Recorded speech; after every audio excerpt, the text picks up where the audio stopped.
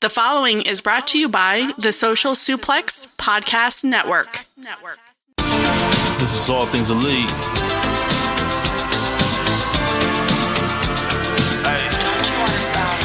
Welcome back to All Things Elite. Load up the pod, man, it's on when we speak. Rich right here, let me warm it up for Austin and Floyd. Couldn't be no one but the boys. When it come to All Things Elite from the fan perspective, swear, man, it ain't no question. Hear from them first. Swear, man, they putting in the work. No, they had to get me for the verse. Social Suplex Network's on. Hours at a time in your headphones. Austin and Floyd on the microphone. Backing out on the rant, getting in the zone.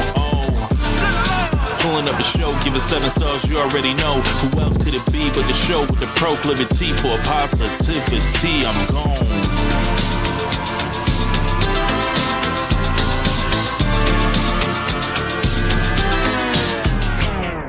Hello, everybody. Welcome to the 209th episode of Social Suplex's podcast about AEW with a proclivity for positivity. Welcome to All Things Elite. My name is Austin Sumwoods. I am the host of this lovely show. Joining with me, as always, is my good buddy and friend, Mr. Floyd Johnson Jr. My man, how are you doing?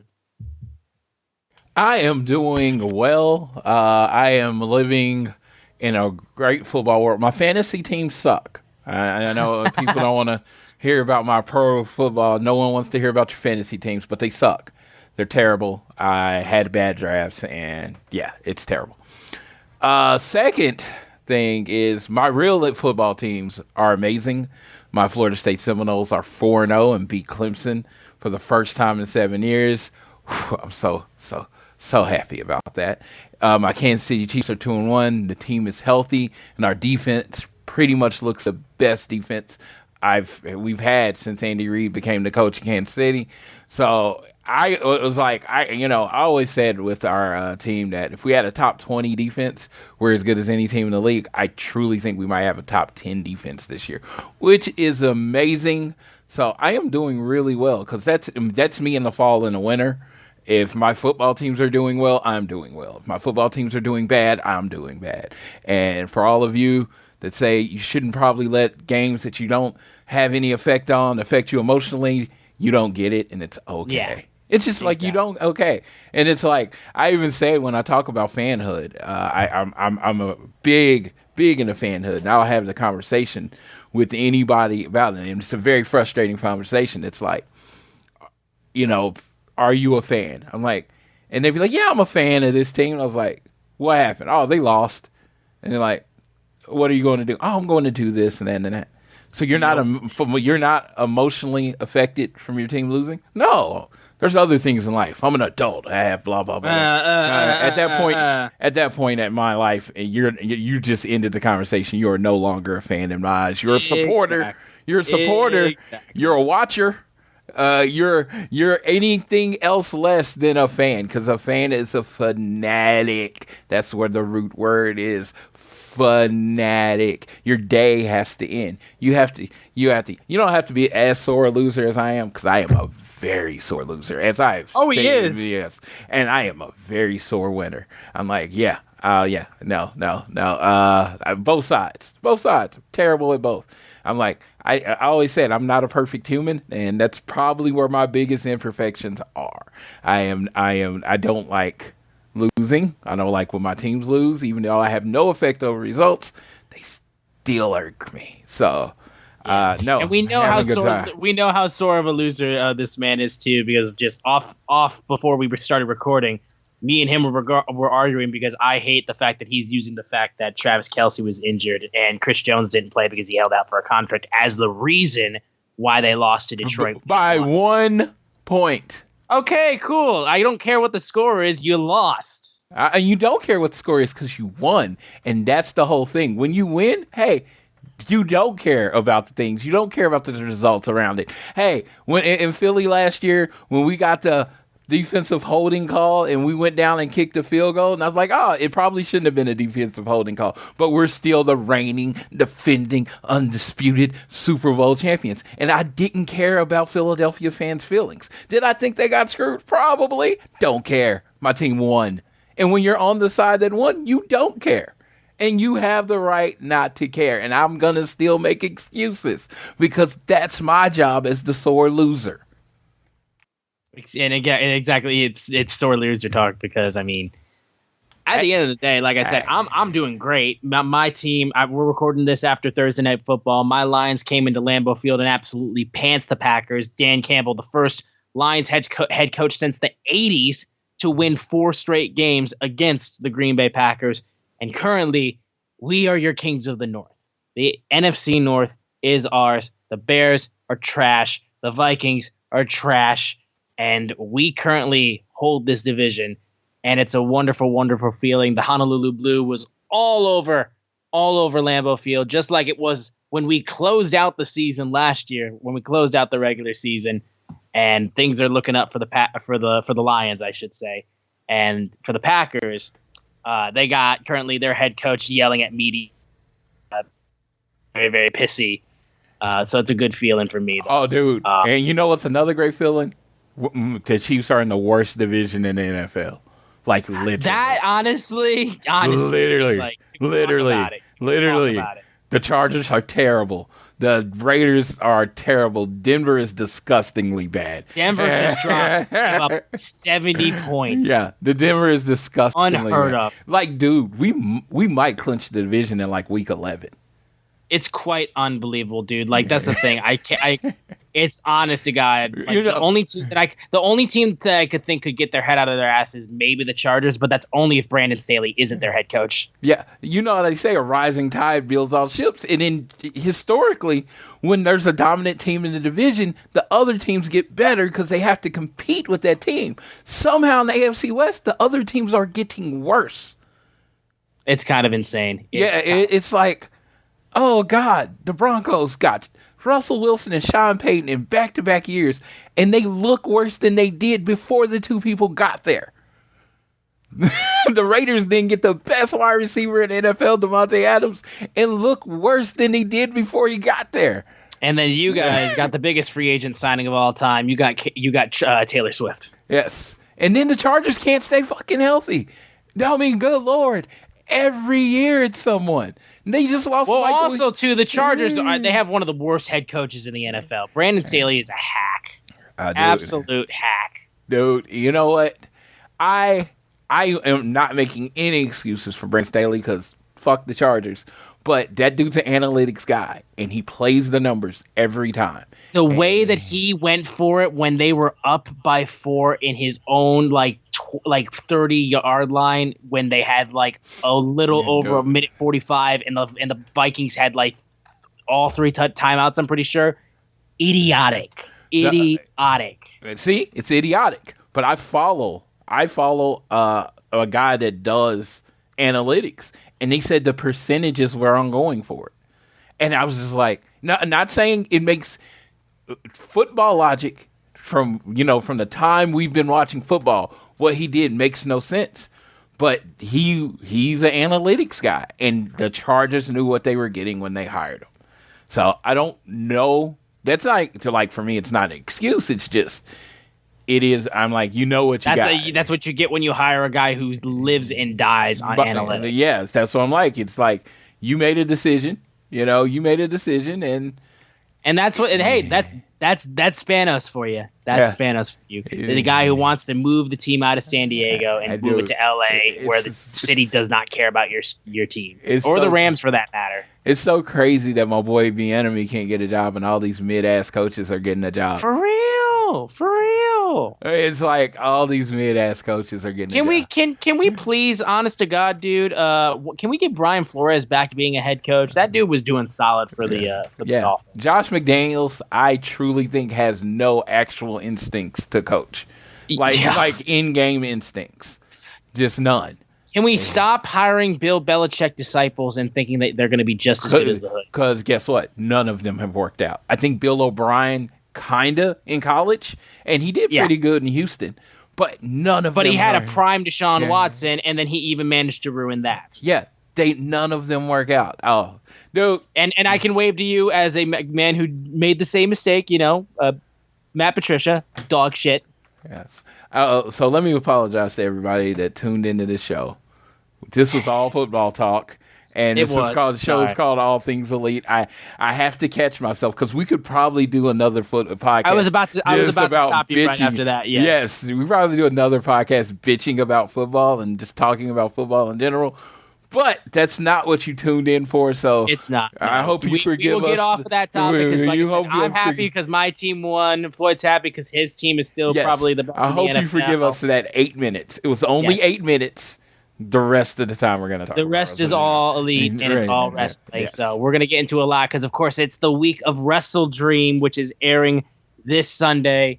Super excited for it. Brand new AEW pay-per-view, and we're coming off of the go-home week as we're heading into Rampage tonight and then Collision tomorrow night to really get things moving into closing out this week. And also, we're riding high after Grand Slam last week, so we got a lot to talk about. But before we get into everything, we want to make sure you guys are downloading this fine show on Google or Apple Podcasts, and you can listen to us on Spotify or wherever you choose to listen to us. Please give us a share with your friends, family, coworkers, whoever you wish, and be sure to subscribe so you don't miss an episode, and leave a rating and a review. It helps out the show tremendously. You can also follow us on social media. We are at AT Elite Pod on Twitter. You can also follow at Social Suplex, who make this show possible and also have a bunch of great shows on their network. I am at Austin Summel. It's SZUMOWICZ. And Floyd is at Floyd Johnson Jr. on Twitter. And of course, the news of the week as we count down to the first ever WrestleDream pay-per-view. And there was an interesting statement that Tony Khan said going into WrestleDream, which is taking place from Seattle, Washington. And the biggest thing that he said with this pay-per-view was the fact that he called this the end of an era for AEW and the beginning of a new one. And I know Floyd wants to ask what this means. And I'll go to Floyd first on this statement from Tony Khan about WrestleDream and how this is the beginning of a new era and an ending of another one. Okay. And where do you take this from?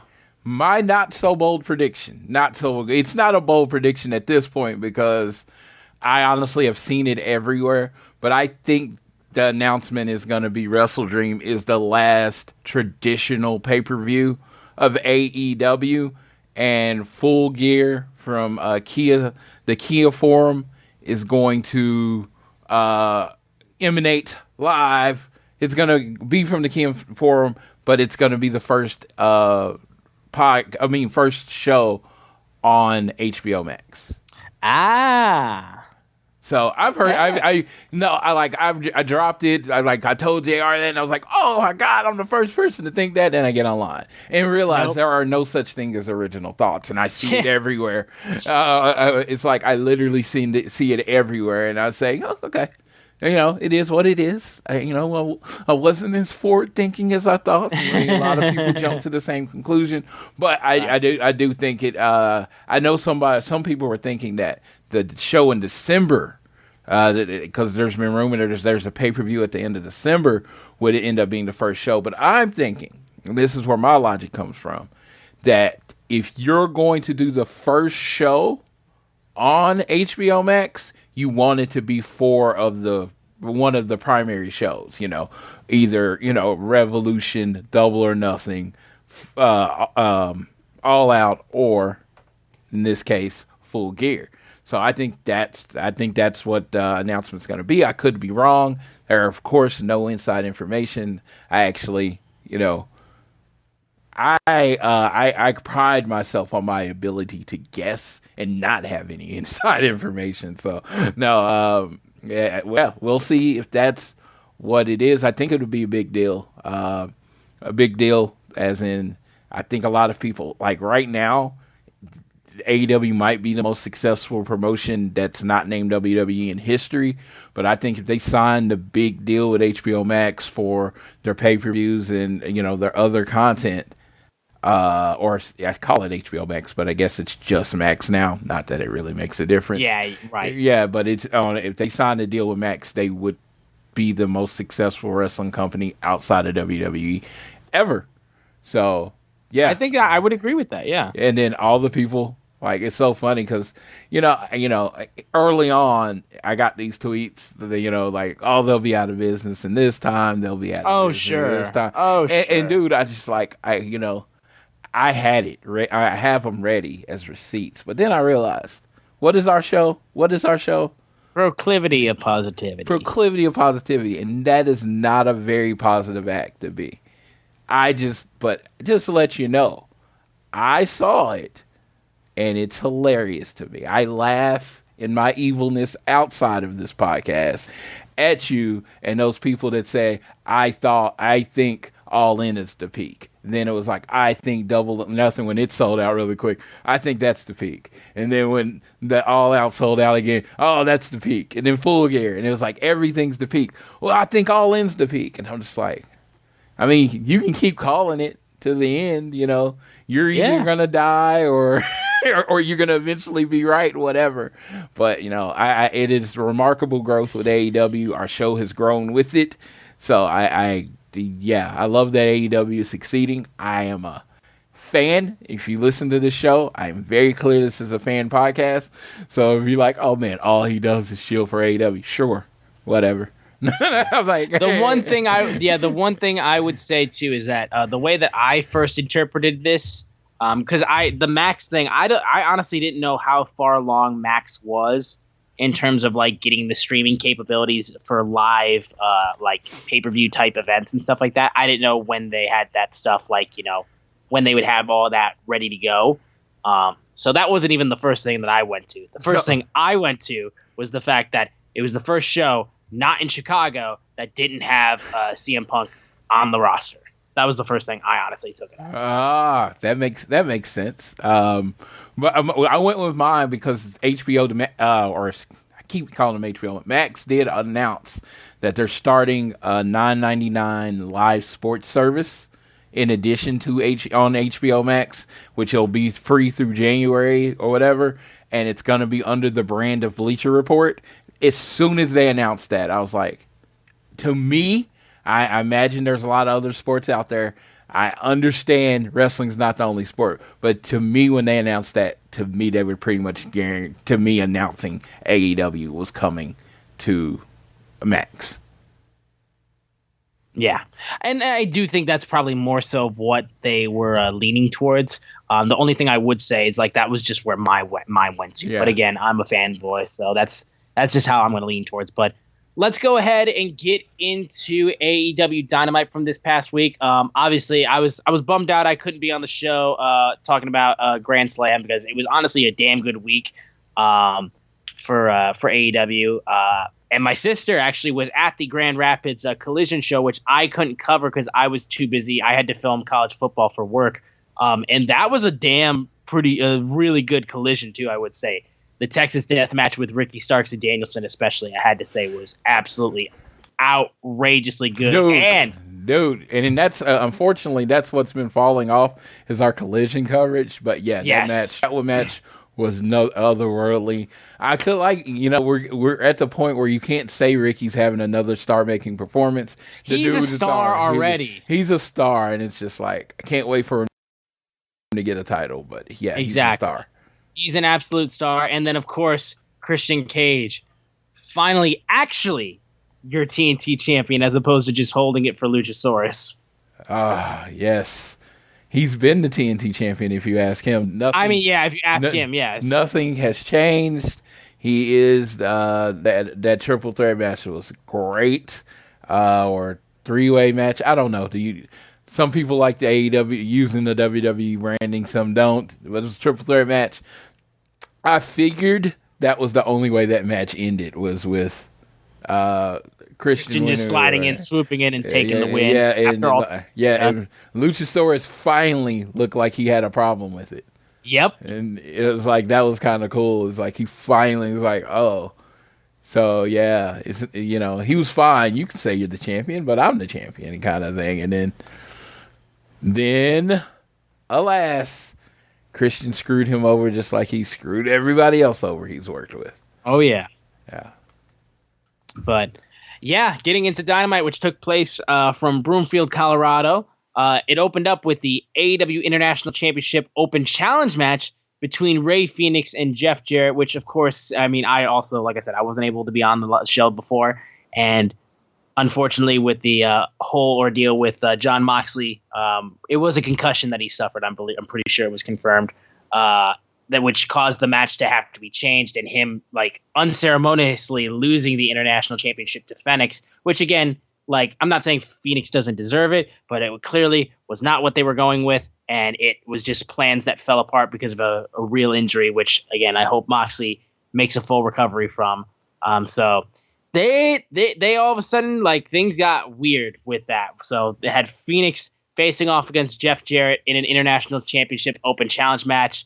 And I gotta say, this wasn't the best start to a Dynamite, especially for a go home show for a brand new pay-per-view. I was like, oh God, this screamed to me. I would say we did not plan for this. We just need to do something to kind of like fix what we had kind of set up. So Phoenix was obviously moving over, trying to do a whole bunch of stuff. And Jeff Jarrett, love the guy. He can't keep up with this shit. But eventually though, Jarrett is able to hit a low blow while the referee is distracted. And then as he goes ahead and tries to get the win, Phoenix breaks the count when he gets his foot to the bottom rope.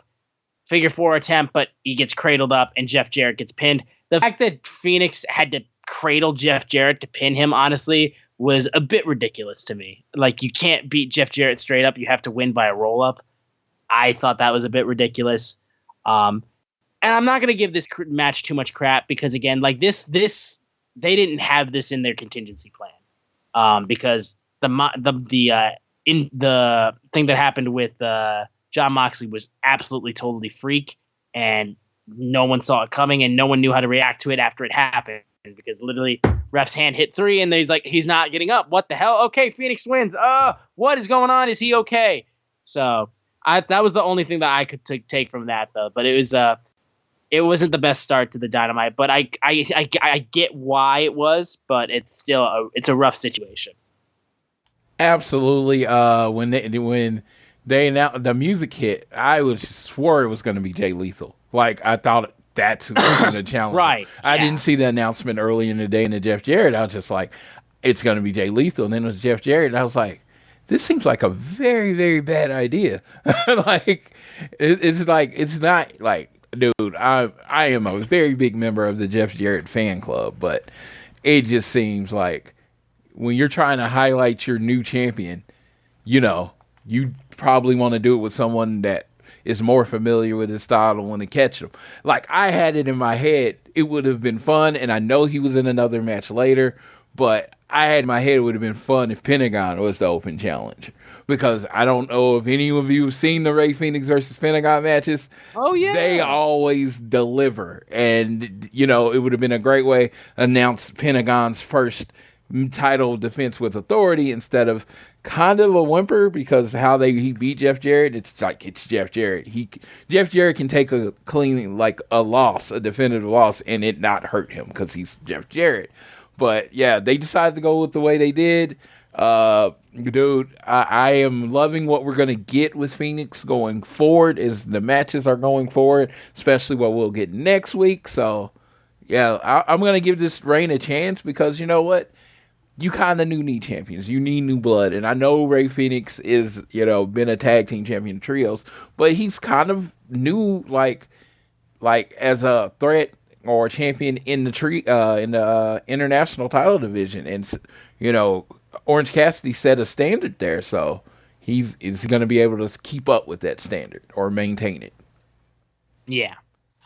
Moving over, we then had absolutely another great video, vignette of Better Than You, Baby. So they were on Long Island, and they were hanging out on a boat, basically. And MJF was basically trying to cheer up Adam Cole because he had a leg injury. So MJF was then be like, yo, you were on the phone with Roddy for a pretty long time. And Adam Cole was like, yeah, I was worried about him. He's like, so long that you couldn't come up to the ring with me last week? And he's like, Max, you didn't bring me out here to hit me with the Dynamite Diamond ring and then throw me overboard, did you? And he's like, no. And he had the ring and it was hiding behind his back. And Adam Cole goes, listen, having more than one friend is normal. And Max is like, plus, last time I almost got caught when I was trying to throw someone overboard. And they had Captain Insano as well hanging out, and they were all just raising drinks on the boat. It was very silly. And I'm going to talk more about Adam Cole, Bebe, and MJF and all that kind of stuff as we get into the in-ring segment. But they haven't missed, I feel like, with any of their video vignettes that they've done since becoming a tag team. Like, it's just so funny. Yeah, and it definitely, you talk about that crossover appeal to people that don't watch wrestling every week, or the people, that nerds that don't give a flying crap about a 5-star match. These vignettes are stories. They're building it. Yeah. You know it's leading somewhere. It's like someone's going to turn on someone, and that's what everybody's waiting for. And everybody's like on the edge of the seats. When is Adam Cole going to kick MJF in the face? When is the devil actually going to come out? So it is very intriguing, and it's kind of open-ended. You don't know where it's going to go. So I did love it. And then Captain Insano. We've heard rumors for roughly a year, maybe two, that they got the rights to Captain Insano. He was going to be debuting. Okay, I got a prediction for later in the show. But, I think we'll see Captain Insano sooner rather than later. Oh, yeah, for sure. We then move over to footage of Don Callis and Takeshita as they were looking for Ibushi in Tokyo, which was earlier in the week. And then they were in the ring to get interviewed by Renee Paquette with Don Callis and Takeshita. And Don was like, I have something to say. And I'm so happy Sammy Guevara is free of the toxic influence of Chris Jericho. I'm bringing him out myself, the newest member of the Don Callis family. So he went from one toxic asshole to another, basically. I'm kidding. I love Jericho. But Sammy comes out. He hugs Don and goes like, Don then goes like, you want to know about Tokyo now? I said, Ibushi wasn't so safe. I said Ibushi wasn't safe, so the Alpha and we went to Tokyo. We brought a camera crew, and they then proceeded to jump Takeshita. They jumped Ibushi in his dojo, and Takeshita went after one of his students, and then Ibushi came after him. But eventually, Callis took an umbrella, hit him with it. Takeshita took a kettlebell and hit him, and then he was screaming basically, "You weren't safe. You're not safe anywhere. Not in Tokyo, not in Seattle. You're not safe anywhere." And Don Callis said, we have never been stronger, this family, and we're going to WrestleDream. And Sammy was like, I'm the hero. Jericho's the villain. He held me back. I was a champion without him. I did pay-per-views without him. He would clip my wings. And basically Don Callis goes like, we're taking everything from Omega, Jericho, and Ibushi until there's nothing left but their tears. And that would then basically set up for what got announced for WrestleDream, which was that they're going to have the Chris Jericho and the Golden Lovers versus the Don Callis family at WrestleDream. So, which is, honestly, this WrestleDream, like, just strictly on paper, in-ring information or in-ring product, it looks like maybe the best pay-per-view of the year. It's got so many good matches on this card, dude. So many good matches. So many good matches on this card. Yeah, we'll talk about the whole card once we get into our preview. But this overall segment with Don Callis, I love the fact that, we're getting some more people involved with Don Callis just to make his, whole idea of his family feel bigger. And now Jericho's been thrown in with Don Callis's regime against not only Kenny Omega and Ibushi, who are his sworn enemies to begin with, but now Jericho in there after he went and joined the family. So, yeah, it was funny. I was talking to JR as I do, and we were looking at Sammy, and I was like, dude. So I was like, you ever see those drug lord movies, the drug lord movies? He looks like the fuck up brother of the drug lord. Like the one that ends up getting him caught in the end. That's what seemed like with the whole the shirt and the pants and it's all white. He looks like the fuck up brother. So I was like, that was immediate. I'm like, is he gonna play the fuck up brother of this group? Is he gonna be the one that's always losing? I don't know, but I saw that and it actually made me laugh because I was like, yeah, he kind of looks like a drug lord. And he's like, JR's like, no, he looks like the drug lord's brother. And I was like, yes, you're right. The one that ends up getting him caught in the end. That's what he looks like right now. The one that flips or whatever. I just, this whole family thing, I've loved it. I've always loved factions. So I love what this is becoming. If Will Ospreay is actually a member of this group and not just like an associate of Don Callis, that would be awesome. Yeah, no, I think that would be awesome too. We then had the footage from Collision where Ricky Starks basically saying by not answering the 10 count of the Texas death match rules. And then Yuta proceeds to go up to Ricky and say, basically, you're all style and no substance. And he challenged him to a match at WrestleDream. So Ricky Starks and Wheeler Yuta facing off against each other.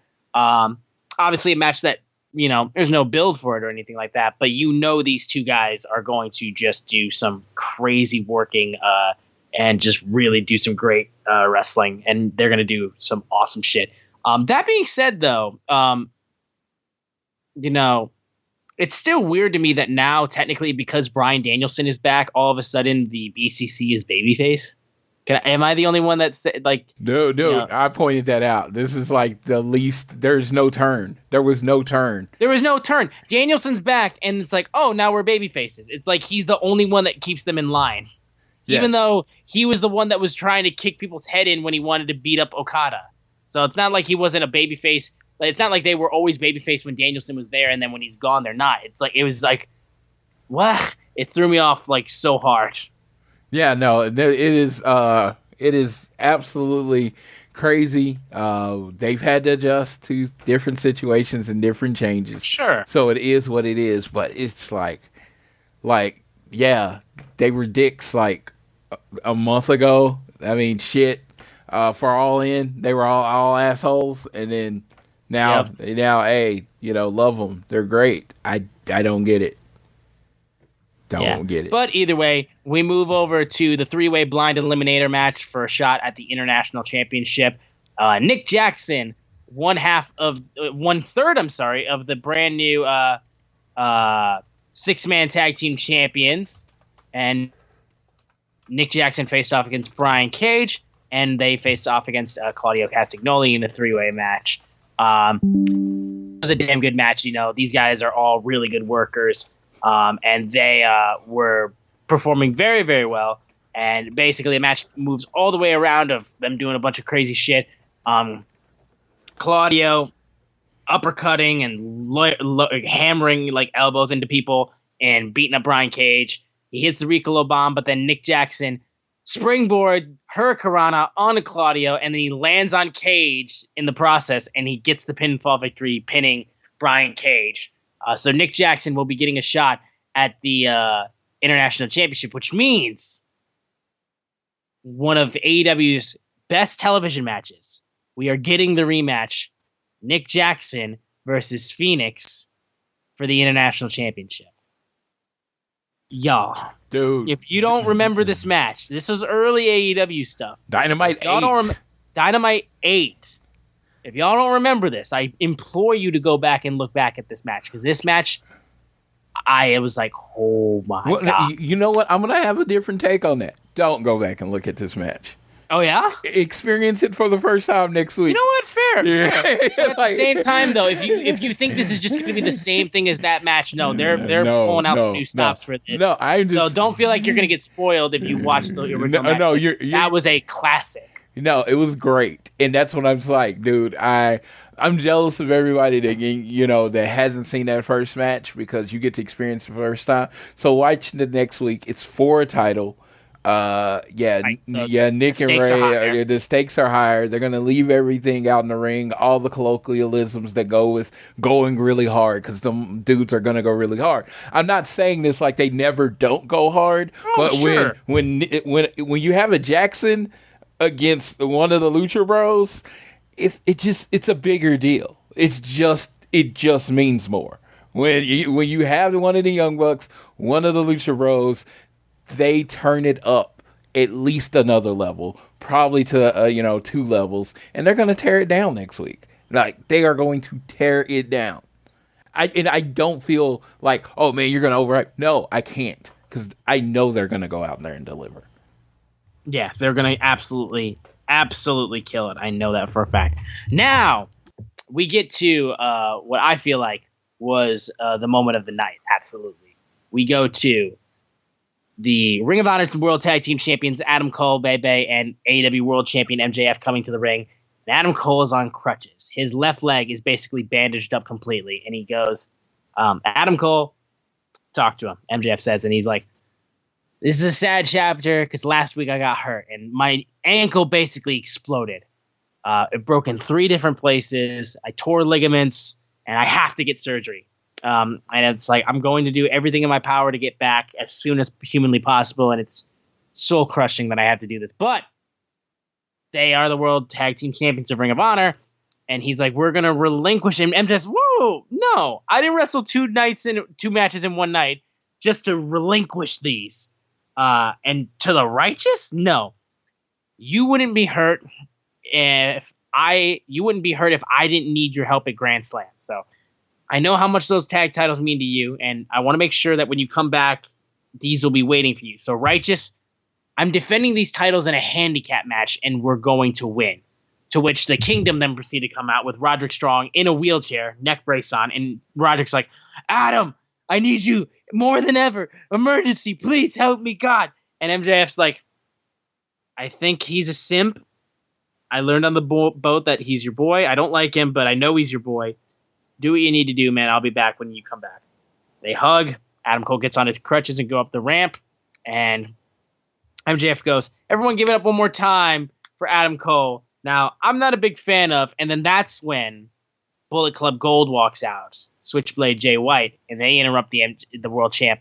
And Switchblade, he sends the Bang Bang Gang to the back and then goes, we've heard you talk enough, and says, everyone would like to hear this sweet exotic accent. And don't worry, everyone's in the back. You have your one-on-one time with the Switchblade. And he's like, I must be smoking some strong Colorado grass because this mid-mic work is not going to work out with MJF. So you're coming at the King, don't miss. And that first shot was kind of hairy. And in my career, I've been compared to a lot of people. MJF is good, but he's no blank. And as soon as my star rose, names got bigger and bigger. But it never bothered me until I read MJF is good, but he's no Jay White.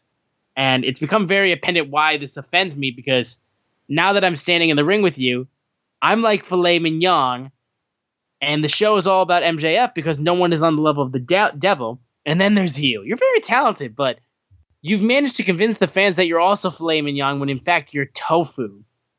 Funny thing about tofu, it takes on the flavor of whatever you want it to be, but you need to add something in order to trick yourself into believing that it has taste. You've been given everything. The keys to one of the greatest wrestling factions of all time, but if I pluck it all away, I'm left with nothing but boring, bland, tasteless tofu. And here you are, trying to hop on my plate and steal some of the champ's flavor, and I see through you. You're hype, and here's some advice from a real top guy. If I were you, I would leave this ring.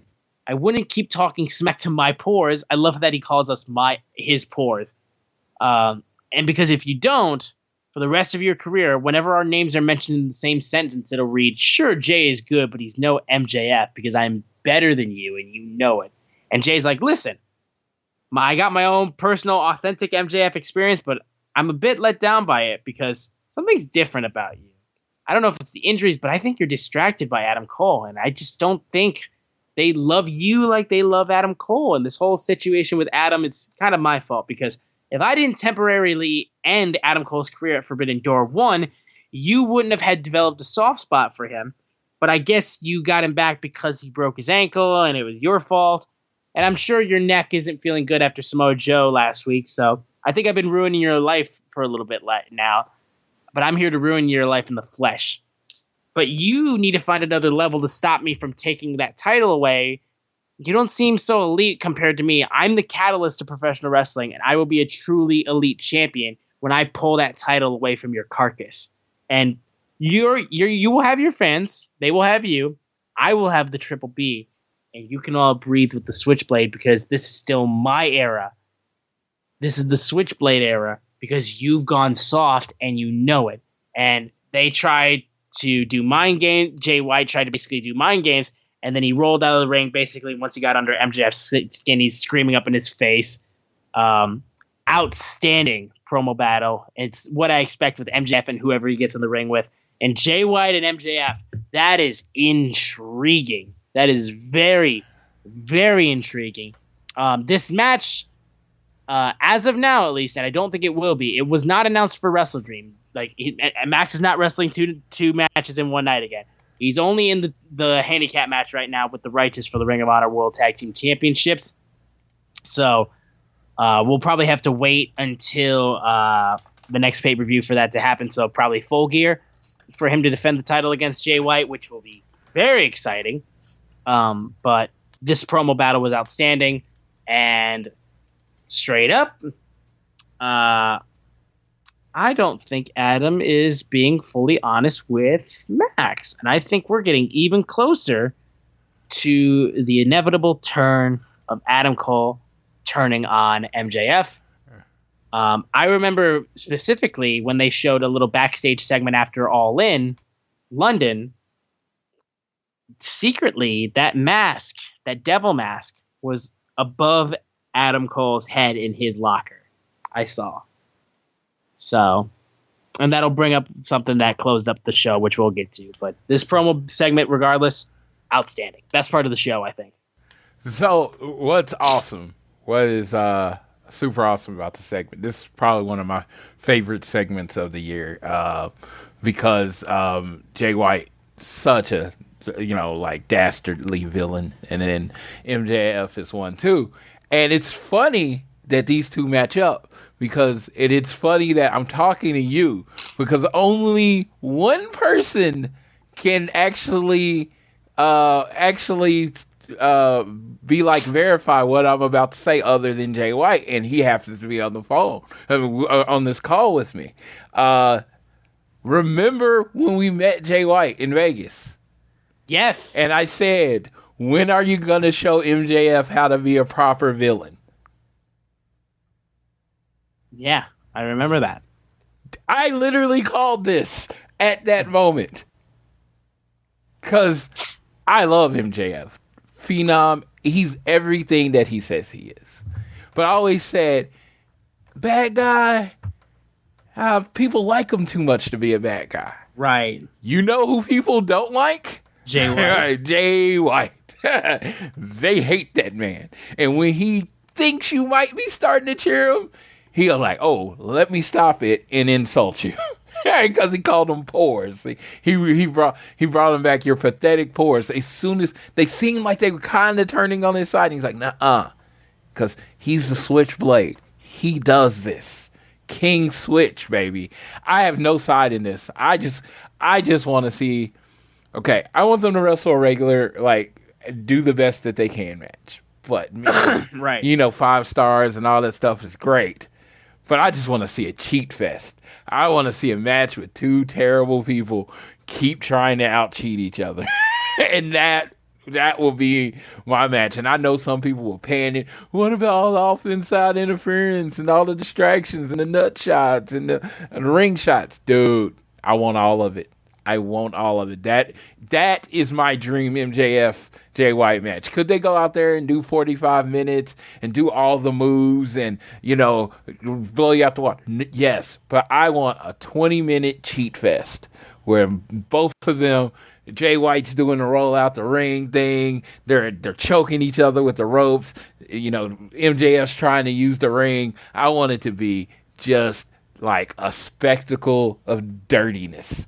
And that's what I like. I would love with these two people just because, MJF, he's not saying he's a good person. He's just our scumbag. Jay White doesn't care about being anybody's anything. He just cares about being champion, the catalyst, the King Switch, all the nicknames. And I just love that he got to be him. I felt like he'd done promos and they've been really good, but I felt like this is the first time everybody got to see 100% Jay White, unaffected by anything MJF said. He goes in there and he just tells him, "You're gone soft, and you're gone soft, and your neck is hurt." And now he's playing all the mental games. And the tofu thing, okay. As a person that hates all things vegetarian and vegan, yes, I will never. I think I've had tofu and other stuff, but whatever. It was accident. It was accident. I don't know if you've seen Scott Pilgrim versus the World. And he's like, Absolutely. Well, it's like, well, milk isn't vegan? And like, Yep. yeah. So that's how I feel with tofu. I'm like, oh, this has tofu, whatever. But yes, that tofu line and how he explained it, I was like, oh my God, that is Jay White in AEW for a lot of ways. You know, he worked, but then they put the guns and, you know, rock hard around him. And it's like, oh my God, he worked so much better with all those people around him. So no, this was like, honestly, can't probably tell you a segment, just a segment, non-wrestling talking segment I enjoyed more than this year. Yeah, no, it was outstanding, I gotta say. Moving on, though, we had Jim Ross having a sit-down interview with Darby Allin and the new TNT champion Christian Cage, as they will be having a 2 out of 3 falls match for the TNT championship at WrestleDream. And Christian basically been like, I've been the TNT champion for months, and I've already proven I'm far superior to Darby Allin. This past Saturday, I'm Collision. I'm walking out of Seattle as the TNT champion because I know in my heart, Darby, you are nowhere near the man that I am. And you're nowhere near the wrestler I am. And I asked for this match because I want to see what you can do when you actually have to wrestle. And he's like, is your uncle going to be in attendance for this match? And what happened to him?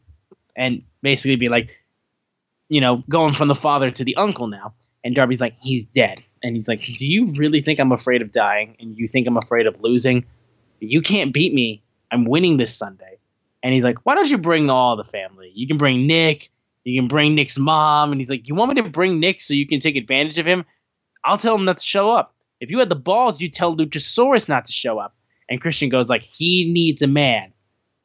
I will always be the face of TNT. Get used to it. This might be one of my most anticipated matches, honestly, of WrestleDream. It is so exciting. Honestly, I'm so gassed to see how this match shakes out. I think it's this and another match that I'll talk about when we get to it. But this is one of my most anticipated matches of the show.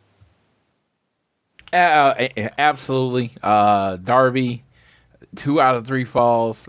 I feel like we've done the can Darby wrestle thing. You know, I think. Sure. Yeah, and it's just like, you know, we know he can. We know he can wrestle. So no, I'm okay with this. I think Christian is the perfect person to do this with, and you know, it just feels like we're getting closer and closer to someone coming to have a problem with Christian, and it's just like, I would be okay with that, you know. But I know Christian is going to deliver. I know Darby's going to do what he can, and they're going to put on an amazing match. But unfortunately, there is going to be this air of anticipation if another Adam maybe shows up to the match. Oh, absolutely. Yeah. Absolutely. Moving on from this moment on, we had a 4-way WrestleDream preview match, basically. Austin Gunn versus Matt Jackson versus Orange Cassidy versus Penta El Zero Miedo. And yeah, this was just nuts. This was as nuts as it would be. All of these guys are great workers. And they basically, like, at one point they're like all just trading moves against each other. Orange Cassidy gets elbows, and then Austin Gunn hits him with a neck breaker. Orange Cassidy then gets hit with a destroyer by Penta. Then Matt Jackson hits a destroyer on Penta. Orange Cassidy hits a destroyer on Matt, and then he hits Austin with one. It's just, again, exactly what you expect. Just move after move after move with these guys, just throwing everything at the wall immediately. And then as Penta is about to get hit with the BTE trigger by Matt, he blocks it, and he takes down Austin Gunn then with a sling blade. Then Austin Gunn then goes after Orange with the Famouser, and then he gets a near fall. He almost stole it against all of these guys, but then they all get up and they super kick Austin Gunn in the face. They are all trading kicks with each other, but then eventually Orange Cassidy hits the orange punch on Matt Jackson, and he gets the victory. And of course, this match is the preview for what we're getting, which is the Young Bucks versus the Lucha Bros versus the Guns versus Orange Cassidy and Hook, which is going to be fucking nuts. Orange Cassidy and Hook. It's weird. It's weird. It's so. But again, Danhausen and Hook was also weird. Yeah. But here's the deal with me though. Like, do I like Hook teaming with these people that don't fit him? Absolutely. I think entertaining. But we got that with Hookhausen. So this just kind of feels more the same. I think these guys will work together very well in this match at WrestleDream. I kind of want bigger things for Hook, though. See, and it's like, I feel like it's a step back for Orange Cassidy after that amazing. Oh, no, it is. It is. Like, it is. Like, I mean, I of course want bigger things for Hook, but this just feels like almost like a waiting thing to find something, find something for him really to do, that kind of thing. And I just, it is what it is. It's, sometimes you do get, go down the card or whatever. So this is going to be good. The match, the Fatal 4-Way, of course, you got the Young Bucks in there. This match is going to, it's going to be amazing. You got the Guns in there. You got, it's the Guns. Who's the fourth team I'm missing? It's the Guns, Lucha Bros, Young Bucks, Orange Cassidy. Yeah, they're going to tear this down. And, Phoenix is going to have a chance to become, if he can win this. He hold 2 belts. 2 belts, which he's already done, so. Yeah. Now I'm looking forward to what the Fatal 4-Way. I think it's going to be amazing. This match was really fun. I think Austin is Gunn. He's good, but I think he's really starting to come into his own as a performer. Like, you remember his moments in the match, even if he's not winning. You're very aware of moments in the match, and I think that's pretty cool for him because you've seen him come along from just being a cheerleader in during the pandemic times to being somebody featured in the show.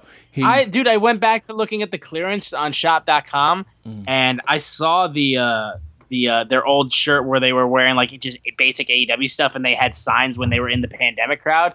And it's like crazy to see that they went from just doing that during the pandemic era and now they're like in this huge match on WrestleDream and like they're one of their best tag teams. Yeah, and they're AEW originals and still get booed, which tells you how good of bad guys they are. Because the AEW originals generally don't get booed, and they, first matches, everything's on national TV. They're killing it. And I thought he came out well in this match. When you have someone like Pentagon, very charismatic, Cero, and then you got somebody like Matt Jackson. You have all these people. You could get lost in the shuffle. I thought Austin Gunn stood out in this match, and I thought that was pretty cool. Yeah. But yeah, we then. Excuse me. Sorry about that. We move over to Julia Hart facing off against Willow Nightingale. And this is coming off of Julia Hart beating Sky Blue on Collision as well. She hasn't been beaten in like 17 months. Julia Hart. And she had been hit with a missed attack basically Willow Nightingale had been hit with a missed attack last week by Julia and her eye was bandaged. And Willow was getting some good offense early on, but then Julia basically is able to work her a little bit, and as Willow gets her upside down in the corner, she dodges a cannonball splash and then hits a moonsault, and then proceeds to get the Heartless submission. And after she wins off the moonsault, and she's doing the Heartless, and she basically the same thing she did on Collision, keeping the submission locked in and holding it, and then Chris Statlander comes out saving her friend, and Julia just has Brody King in front of her, and she's just laughing. I love the build that we're getting of Julia Hart, though. Like I said, she's still so young and she still shows so much promise. This was a solid match. I think there's definitely room for improvement, I would say.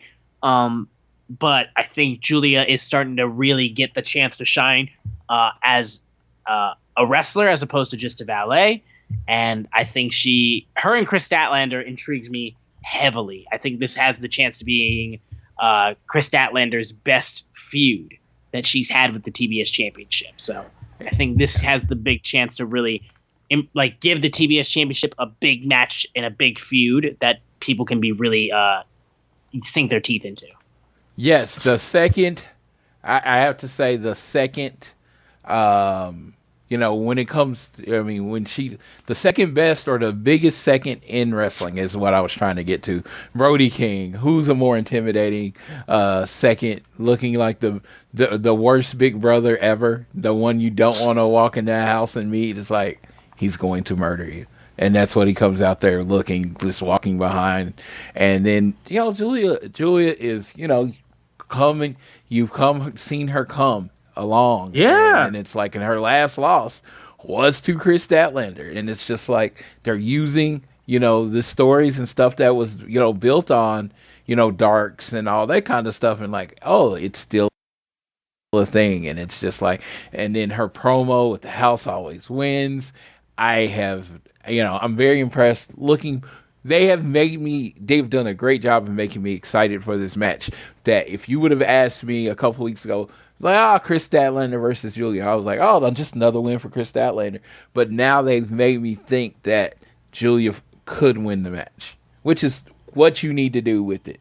Build out in the people that's watching watching your shows. You need to build out doubt in their mind that either person could win, and now I think they have successfully built that doubt with Julia. Yeah, no, for sure. And then we close out the show with a contract signing between Hangman Page and Swerve Strickland.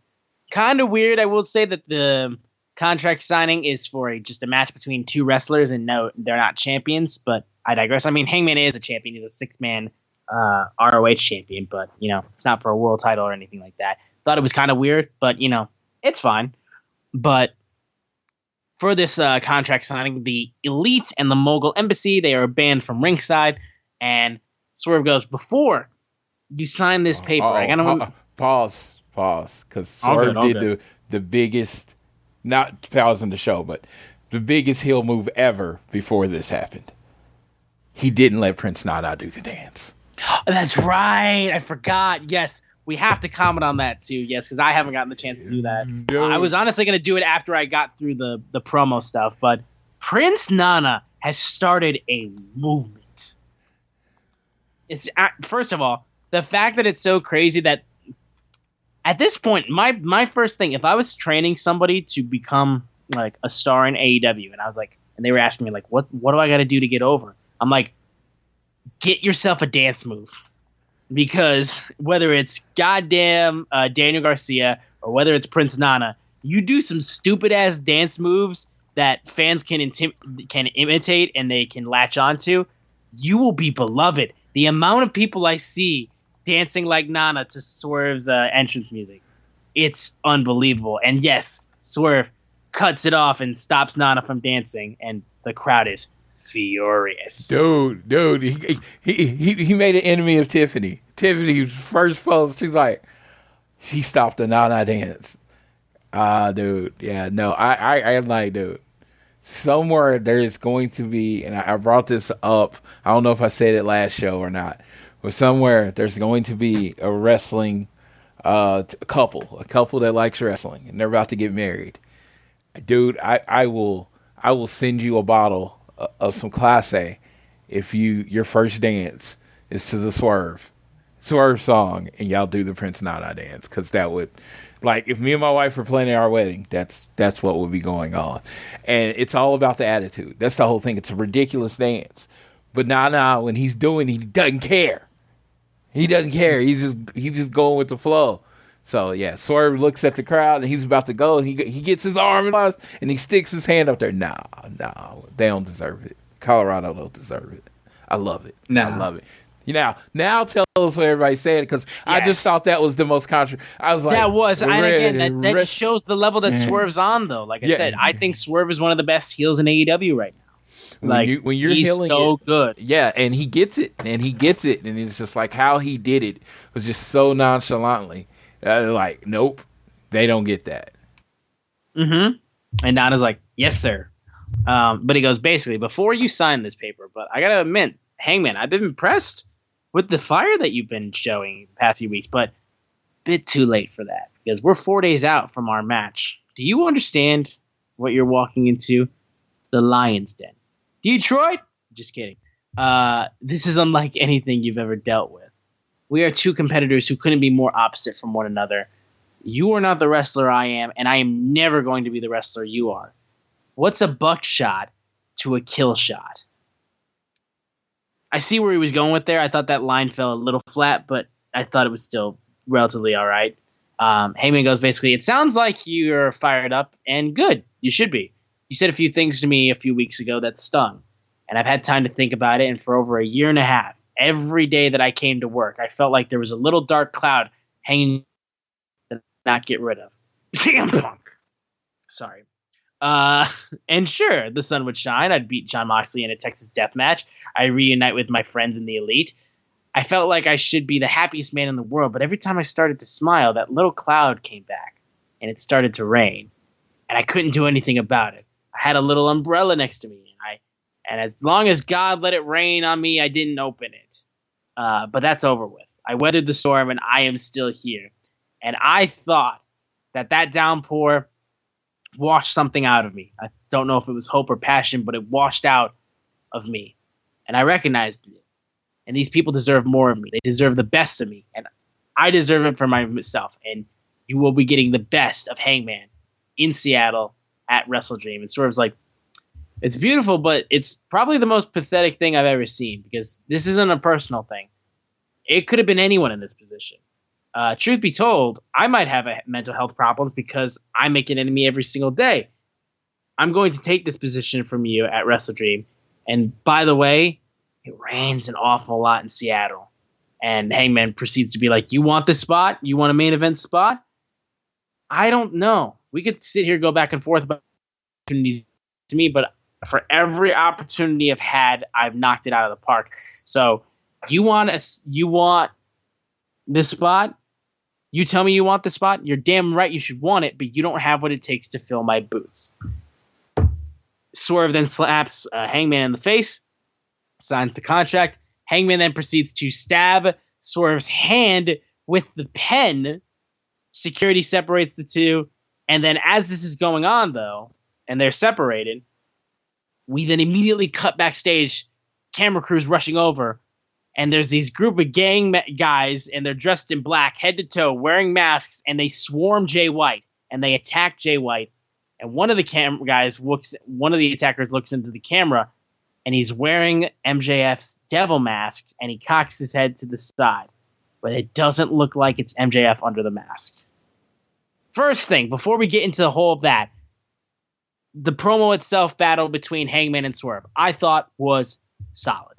I don't think it was anything insanely good. I thought it was solid.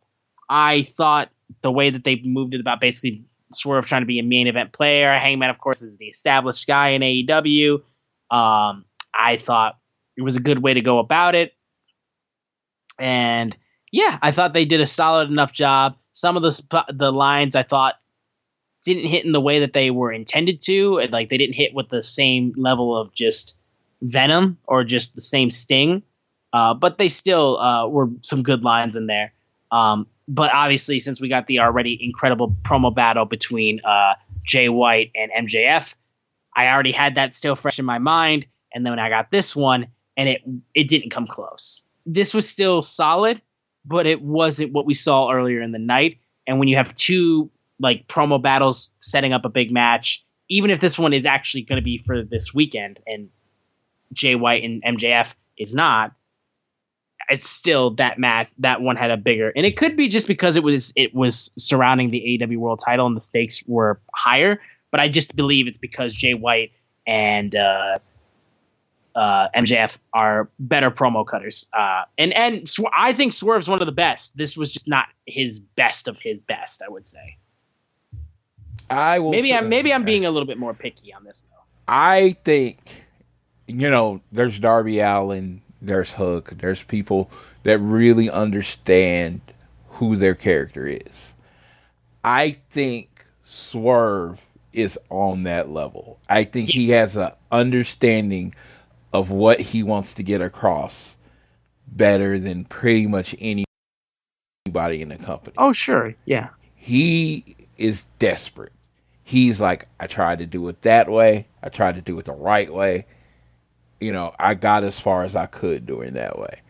And he broke. He saw so many people getting shots that he wasn't getting. Moving ahead, look at where Keith Lee is. You know, everybody was like, "Oh yeah, Keith Lee's going to be the guy." And I'm not, you know, injuries, whatever's going on with him is what's going on with him. But he's definitely not being featured in the company right now. You know, he's had a couple promos, but he hasn't been featured in the company. So it's like all these spots are getting passed up, and it's just drove Swerve to a darker side of him, the kill shot side of him, the mogul side of him. And he's like, I have to be bigger. And yeah, Hangman, he if you're looking at the pack, you know, and Swerve's the line, Hangman was that injured antelope in the back, just waiting to be eaten. And Swerve's like, I see you. And he picks him out. And I thought Hangman did a good job saying, I might not have appreciated the spot that I'm in more as much as I should have. But you know what? I kill it when they ask me to. And when I look at it, I thought both of them got across perfectly what position that they're in. Now, did the kill shot to a buckshot? Actually, you know, I thought it was just a line. It didn't like sink in. I wouldn't even brought it up if you probably didn't mention it. But yeah, I just thought there was just some digs there. And then the CM Punk thing, if that's what it was about, I assume that's what it's about. That's what everybody assumed. I mean, I honestly don't think that's what he intended, because I don't think Hangman's still hung up on this, because no pun intended. I don't think he's still hung up on this. But if you think about a year and a half ago, like when he's talking about, that's right around the time where he cut the workers' rights thing or whatever. I don't know. Whatever. It's when he lost the world title. So of course that's when you're going to cut back to when you know everything was kind of going a bit downhill, because it's when you lost the world title. Yeah. Who'd you lose to the world title to? Yeah. And look, that's the way it came in my head, because I'm a pissy little piss boy and I miss my favorite wrestler. It's I'm not trying to be mean about it. I'm just being an asshole. I'm not trying to claim moral high ground. As a fellow sore loser, I completely understand where you are. No, I honestly do think, because I mean, Hangman's cut great promos talking about his mental health and talking about like his anxieties and stuff like that. And it could have just been like all that kind of stuff was just because of like, you know, after he lost the world title, he went on a downhill spiral. It very well could be, but there was another guy who was causing a downward spiral for you. For sure. Yeah, I mean, literally in a show where FTR is wrestling Aussie Open, this is still my most anticipated match. And that, if you don't, that in itself, if you know how much I love FTR and Aussie Open, that in itself should be impressive. They have sold me so much on this match. This is my most anticipated match. Fair enough. I will give you all the credit in the world for that. I will give you that. Yeah. But that was AEW Dynamite, the go home show. Now going into Page, which is airing tonight when you guys are hearing this in Collision. Floyd, do you have all of the matches that have been announced for Collision and for Rampage? I believe I have the Rampage. I definitely have Rampage. Let me look at Collision, because I think all I have is the 8-man. The one match I saw, because we have Bryan Danielson, Wheeler Yuta, and FTR versus Ricky Starks, Big Bill, and Aussie Open in a giant 8-man tag match. So that's like one of the biggest matches. So if you signed up, if you are, I was going to talk about this match. If you are a New Japan fan, this is right out of the New Japan playbook. When they have a show the night or a couple days before the pay-per-view, like they'll have multiple shows on the weekend, the night before, all the people like that are in matches together will have a 4-on-4 match, or their factions will have a 4-on-4 match. So I just thought that was, I actually thought that was pretty cool. It's very New Japan like. Yes. And then we getting the Best Friends versus the Kingdom for Collision. Yep. So I'm always down for more best friend stuff. And then El Idolo versus Juice Robinson. Yeah, and El Idolo is coming off of a loss to Jay White, so now he's trying to take down the other member of Bullet Club Gold. Oh, yes. So I did have a question, sir. Were we going to talk about this later, who we thought the Masked Man was? That was what I was going to ask you too. Yes, Yeah, was so- the mass person after the. I was going to get that out of the way after I did the collision okay. and Rampage. Okay. Yeah, we can talk about it in a minute. Well, yeah, those are the only three matches I see for Collision. So, yeah. And Rampage, you have a New Japan Strong Openweight Championship match between Eddie Kingston and Rocky Romero. AEW Trios Open Championship challenge between the Acclaim, the Trios World Champion, and Daddy Ass, and the Hardys and Brothers A. And then you have the Righteous, who will be in action, and you get Ruby Soho versus Hikaru Shida, with the winner getting an AEW Women's World Championship shot on Dynamite, Title Tuesday, October 10th. So that's what you got for Rampage tonight. But yes, in regards to the masked person who jumped Jay White, I've heard multiple people saying multiple different things.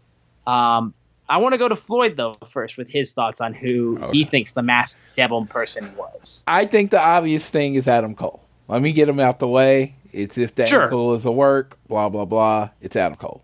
I at that point, if his ankle is actually broken, I have come up with someone I think it could be that would help his career, but it might not make sense. So my first idea is Jungle Boy. The guy was kind of smaller. He was kind of slighter, and he had the mask on. Jungle Boy was going towards the bad guy thing already. He was already a heel.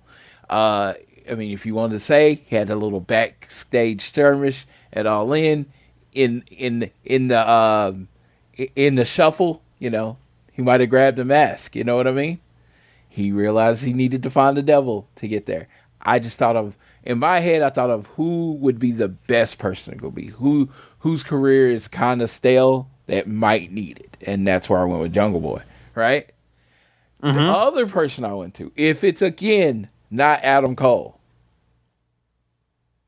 It's not Adam Cole. If you saw the devil mask guy didn't attack him, right? Yes. What about Britt Baker? That was exactly where I went to, because honestly, I'm not trying to like from looking at it just from straight up, it kind of looks like it's like the mask is bigger, way bigger than the person's head. And then and somebody brought up that they had a bun. So they would have had to put their hair up in a bun to put the mask on. So it's going to be somebody with long hair. Right. So it very well could be a female. And if there's any female that ties into any of that, I would also say Britt Baker. That would honestly be my guess. Yeah, okay.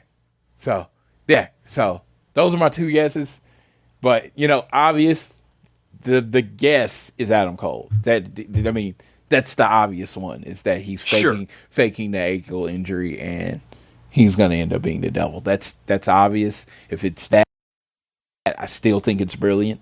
Sometimes doing what's right is still what's best. You know what I mean? I know people absolutely. Everybody wants to get shocked, but yeah, I mean, it being Adam Cole, him, there's no need to swerve for the sake of being a swerve. Just sometimes just give the story what it needs. If Adam Cole's ankle is not actually broke, it should be Adam Cole.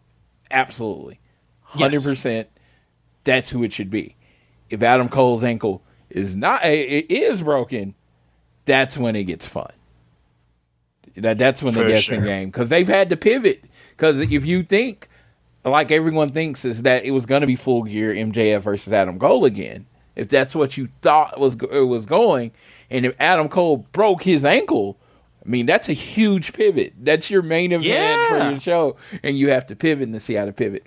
But I wanted to commend AEW and Dynamite. I feel like that was the best Dynamite in a long time, and I feel right now, this is I haven't had this feeling in a while. I am actually anticipating Dynamite next week. I want to know what's going to, even with the pay-per-view, I am anticipating Dynamite, because I feel like that's where this story is going to play out more, is on Dynamite, and I'm like, what the fuck is going to go down? So. Oh, yeah, no, the fallout from WrestleDream, I think, is going to be wild, I do think. Which I think that leads in perfectly to us actually previewing the current WrestleDream card as it stands before Rampage, before Collision, in case any other matches get announced. But we have 1, 2, 3, 4, 5, 6, 7, 8, 9, 10 matches that have been announced for AEW. And that's their usual number. So it is their normal number, yes. First up, we'll start from kind of like bottomish to topish. Ricky Starks versus Wheeler Yuta, which was announced on Dynamite.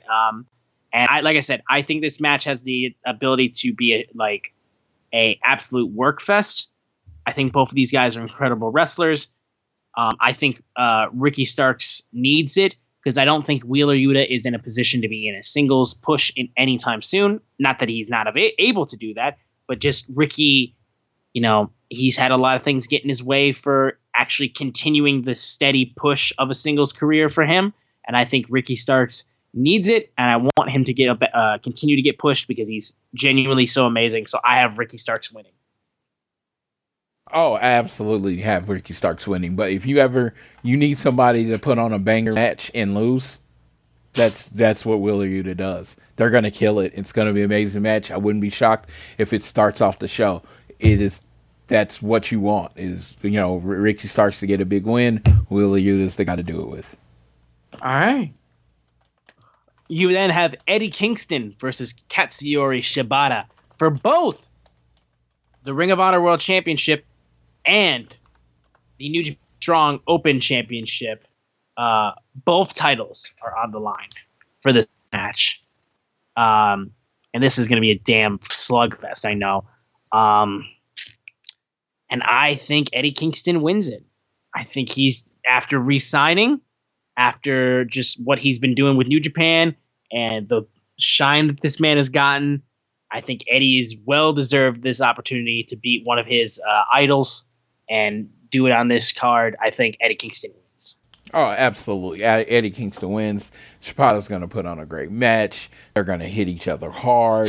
These are, these are Eddie Kingston specials. If you remember the pay-per-view match, the pay-per-view matches that he's had with like CM Punk, and then the pay-per-view match he had with, was it Jun Akiyama? The match that he had with Jun Akiyama. And they just knock the shit out of each other, and it gets the crowd into it, and it's amazing. So I think, it'll be awesome. All right. We have MJF on his own in a 2-on-1 handicap match against the Rock for the Ring of Honor World Tag Team Championships. I don't think he'll be on his own. I am going Captain Insano makes his AEW debut as the secret partner of MJF. But do they win? Oh, absolutely. Absolutely. You don't bring Captain Insano out to lose. Captain Insano and MJF retain the titles. I think that's a nice feel-good moment for the show. But if he does go through and do 2 out of 3 falls, he's probably going to lose. But I was going to say, I don't think he's going to have a partner show up, and I think he's going to be by himself, and I think they're just going to get the Ring of Honor tag titles off of MJF and Adam Cole, because I think it's just, it's cool that they won them for All In, but I don't think that they're not a Ring of Honor. They're not doing anything with those tag titles or anything like that. It should be on some people that will be doing Ring of Honor tapings, be doing matches against other Ring of Honor tag teams.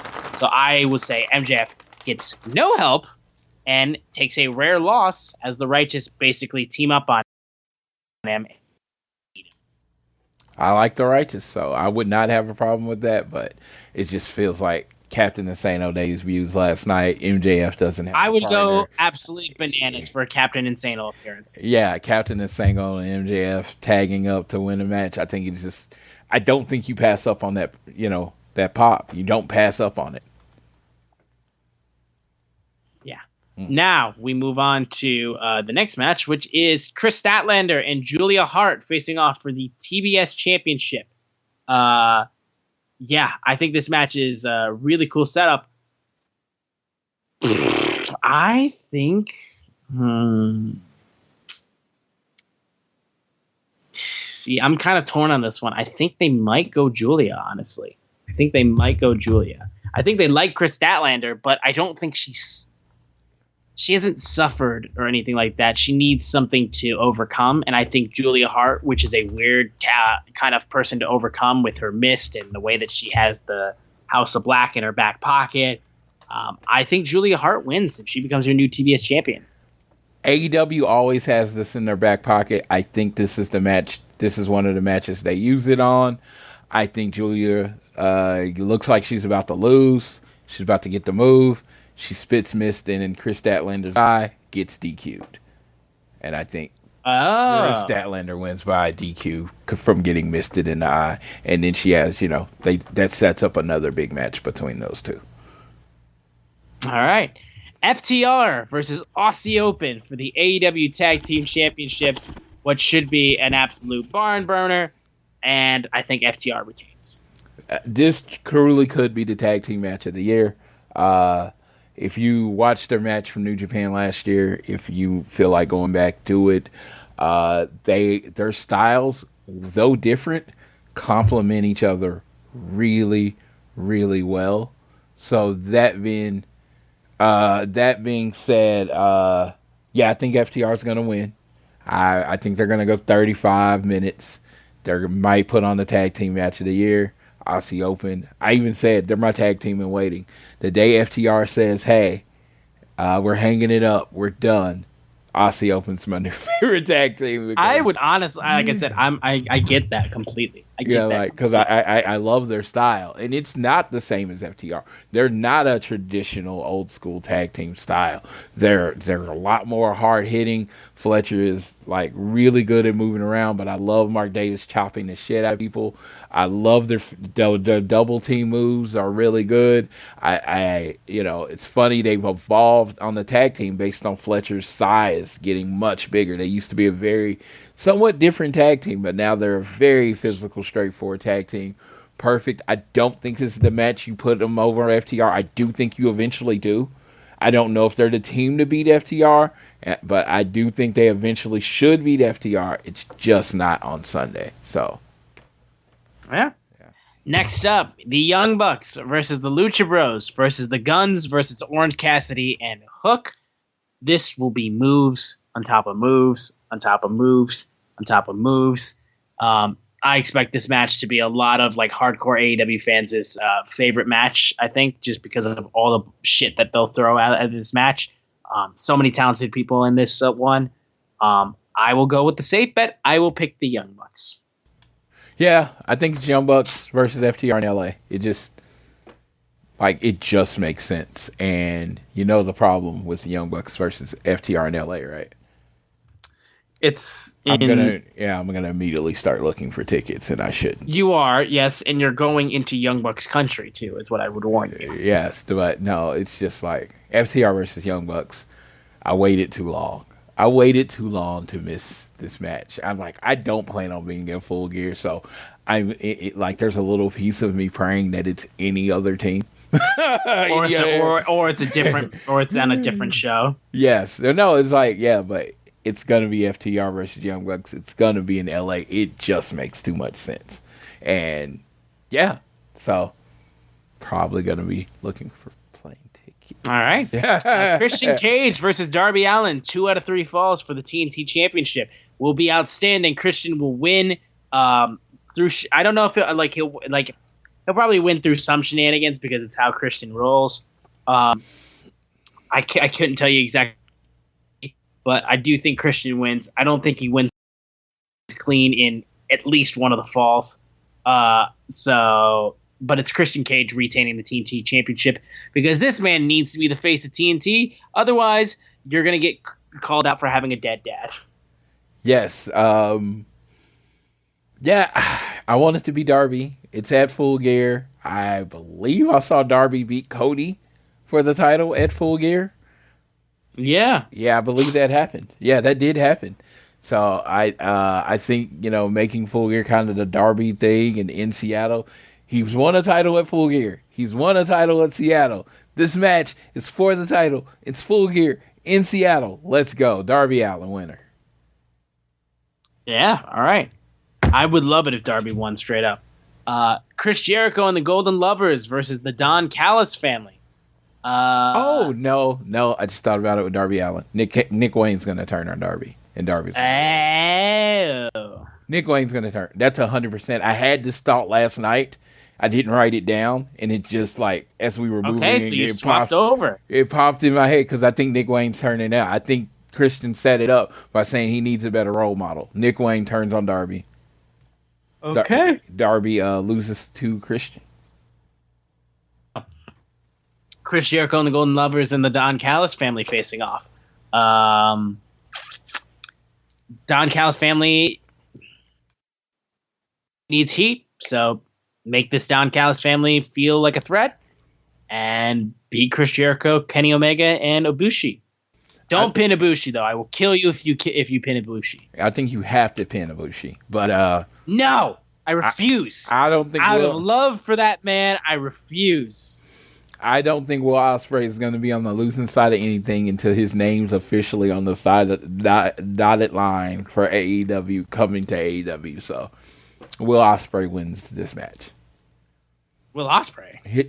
He's on the one team, right? Is he? No, it's Jericho and the Golden Lovers versus. Oh yeah, it is Ospreay. Yeah, my bad. Sorry. Yeah, I was like, yeah, Will Ospreay's. Yeah, I forgot. I honestly forgot, like, because Ospreay hasn't been on TV in a bit, so like I straight up forgot. So fair enough. But I just don't want Ibushi taking the pin. That's just how I feel. I don't want Ibushi taking the pin. So yeah, it's Ospreay, Guevara, and Kinetic. Yeah, I'm an idiot. Sorry, I blanked on that. So that's on me.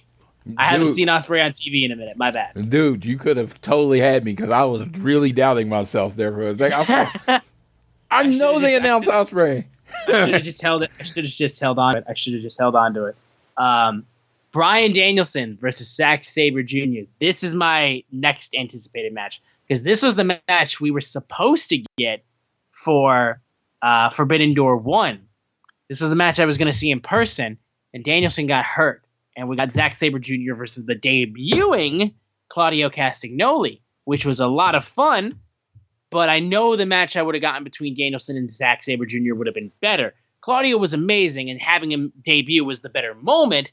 This match, I've waited to see this match. And this is probably between, like I said, between this and between between this and between Hangman and Swerve. This is my most anticipated match, I think. I think Bryan Danielson, Zack Sabre Jr. is my most anticipated match. Bryan Danielson and Zack Sabre Jr. is one of these matches that I think could be amazing. And I think I hate to say it like that. Fans of technical wrestling might love, but your average wrestling fan might be bored out of their fucking mind. Oh, I know. So, it's like it is a dream match, but Zack Sabre wrestles a niche style that not everyone likes. Bryan Danielson loves that niche style, and he will be down to wrestle that niche style right along with him. Some fans, not going to like it. But I think, it'll start off very technical. They'll loosen up towards the end, and they'll end up putting on a really good match. But it might take some fans a little bit longer to get into it. Yeah, exactly. But this is my most anticipated just because I know what these guys can do with this style. And I think even if you're not a fan of this style, though, nobody does it better than Danielson and Zack Sabre Jr. So you might get into this type of match just because of these two. And Danielson has not led me astray. He is honestly my GOAT of AEW right now. This dude just drops banger matches like a motherfucker. And I will Danielson for as long as I have him, because if this man is true and not kidding about what he said about retiring so he can be with his daughter once she gets to that point, I'm going to appreciate Bryan Danielson while I still can, because this dude is honestly outstanding. But because of that, I'm picking Bryan Danielson. Bryan Danielson, one of the best wrestlers in the world. I never even thought about this. He's probably the best American in-ring performer ever. I can't say that in my opinion, but I can't argue against it. I can't say anyone's flat out better. Zack Sabre Jr. understands how to to put on entertaining wrestling matches. He was on the Indies for years, New Japan, Cruiserweight Classic. Everybody wanted him to sign with WWE, so he knows what he's doing. They're going to go out. They're going to entertain the fans in Seattle. And Bryan Danielson's going to walk out of Seattle as the victor of this match. There you go. And then finally, moving off of that, Hangman Page versus Swerve Strickland. It's Swerve's house. It's Swerve's house. That's all I got to say. When it comes down to it, sometimes it comes down who should win and who needs this victory. For Swerve's character, having just come off of a kind of a lost feud to Darby and Sting, I think he needs this win to remain relevant. And I don't think it hurts Hangman. I think Hangman takes a step back and it adds even more to his eventual redemption. So I think Swerve is the call. Yeah. Unless you're moving Hangman into the... I mean, because if he wins, his next thing has to be going after MJF, you know? Yeah, no, he has to go into title stuff because this feud would basically cement. Like, it's the whole idea is like, you want my spot, you want to be a top guy, you got to take me down first. And if Hangman's truly a top guy, he gets a title opportunity. So that's what you would have to do with Hangman. And quite frankly, I'm not putting Hangman there yet because there's just too much shit going on right now with the Adam Cole, Bebe, and MJF saga that I don't want to put Hangman there yet. So I'd rather give Swerve the push at this point in time. So Swerve Strickland. Yeah, I mean, we could set up for LH, Hangman trying to get his win back or whatever, but sure. I think Swerve needs to win Sunday in Seattle. Yes. All right. That is our preview of WrestleDream. Now, of course, the last bit of news that we have to talk about is one of the biggest wrestling news is regarding AEW. We have to talk about the official announcement that Jade Cargill has officially been signed to a multi-year deal by the WWE. She debuted at the Performance Center, and the hype is real for her. They are going crazy promoting her and shouting her out and talking like just gassing her up and just gassing up the fact that they signed her. It's a big deal. It is 1,000% a big deal. Jade Cargill is an enigma. She is just this presence that you can't deny. And because I never got to comment on it, because of course I wasn't able to talk about her last match against Chris Statlander for the TBS title, which I thought was a really good send-off. Abrupt, I would say, obviously because she came back and then on Rampage they did the send-off. I felt like there could have been a little bit more build to the send-off, but of course it's not how things work sometimes. When she came back, it was just the timing wasn't perfect the way I would like it. But Jade, to me, always felt like, you know, this girl, like, if WWE knew she existed, they'd sign her. But apparently, she just slipped their radar. And AEW got to reap the benefits of Jade. Literally, she tried out for them. They have the pictures. That's right. From the tryouts. No, they knew she existed. They didn't sign her. They didn't. Can't make any sense to me, honestly. Maybe she just wasn't ready at the time. I don't know, but it doesn't make any sense to me. But they signed her now, at least at the very least. But she always struck me as somebody who fits way more with WWE style programming because of her skills and her sets of abilities and what she offers. You can't look away from her.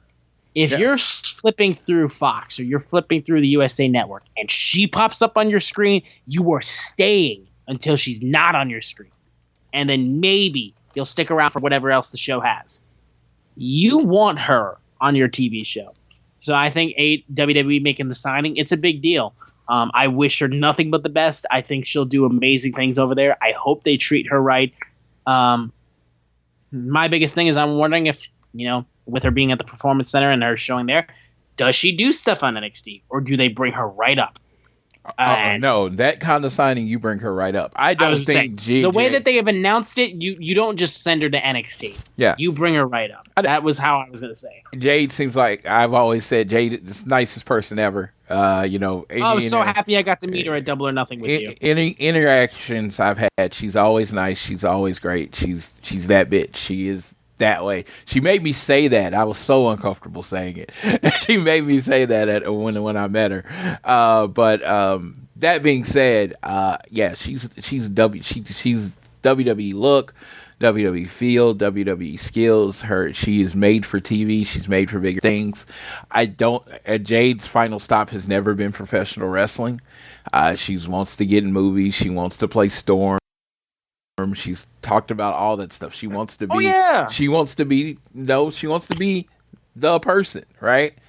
The best path to that. She wants to build the brand of Jade Cargill, and the way that you do that is you absolutely make the jump to WWE when you get the opportunity. And she's announced as the first signing of TKO. The first. Oh signing. Yeah. She was announced as the first signing of TKO. She's a home run. She's everything they need. In WWE, work rate, quote unquote, is not as important.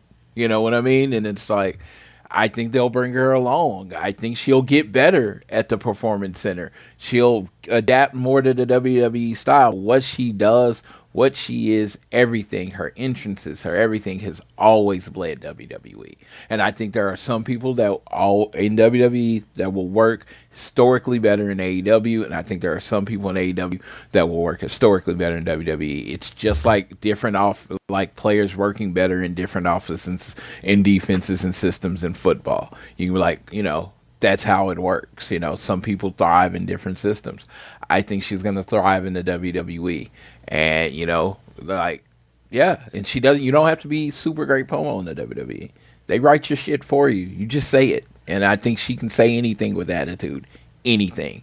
So, no, I think she's going to kill in the WWE. The reason I put it on there is for anyone. She's sold out, blah, blah, blah. Okay, the next time someone offers you a job or better, I want you to say no. Anyone who says people sold out don't work. Yeah. They don't have jobs. They don't have to pay bills. Everything is bought and paid for them. You still live with your family. You still live with your parents and you don't have a job. I love my job. I love the company I work for. I won't ever say which one it is, but I love what company I work for. But if somebody says, hey, Floyd, we're going to pay you twice as much to do exactly what you do right now, I am gone. Yeah. Gone. There is a cartoon-shaped hole in the wall. I move so fast. So, exactly. That's how it goes, guys. That's how it works. Again, and also too, just because you're an AEW fan doesn't mean you should bash her for going to WWE, because you should want to see wrestlers succeed no matter where they go. WWE may not be what you like for professional wrestling, but the last thing the wrestling industry needs is less places for wrestlers to work. And WWE is still an avenue for a lot of wrestlers to make a lot of money, to be very successful, and to provide entertaining content that you want to watch and entertaining wrestling that you want to watch. I'm all stoked for Jade. I think she's going to tear it up.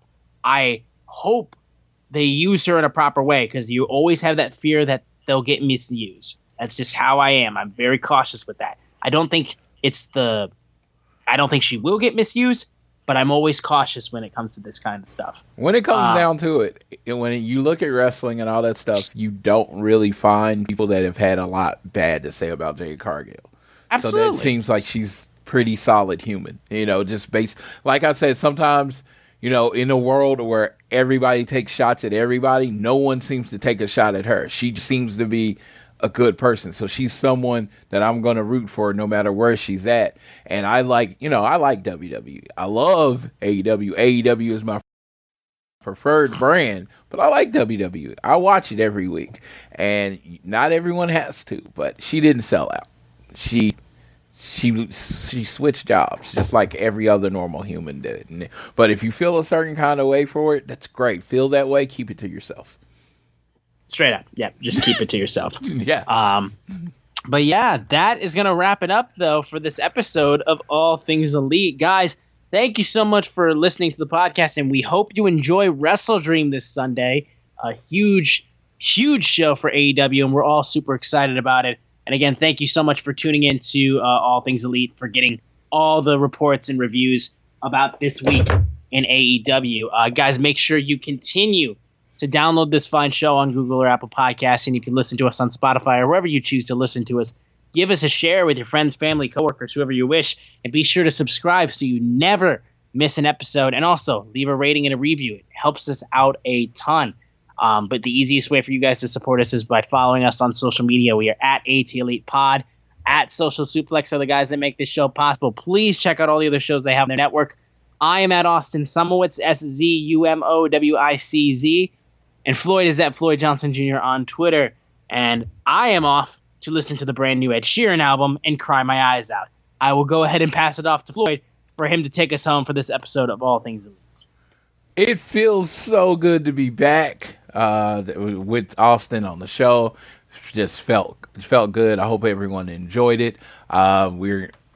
We're heading into, my favorite type of year. We are deep in fall. I want everybody to get out there and enjoy the cooler weather, but most importantly, support the Kansas City Swifties. I need you to do that. That's our new support team. One Pride, Detroit versus everybody. That's our team name now. It's the Kansas City Swifties. We are no longer the Chiefs, but we're gonna, support your football team, support everything. Make sure you're listening to the podcast. Please make sure you're checking out the shows on Social Suplex, One Nation Radio, and Keeping It Strong Style. And of course, this show, make sure you're downloading us from our specific feeds, All Things Elite feed, Social Suplex feed, One Nation Radio feed. It helps the show out. We appreciate everyone that listens for a second or a day, and I will leave you like I always leave you. Be kind to people. Be the person that you want others to be. And with that being said, whether it is home, work, or school, always do your best to be elite.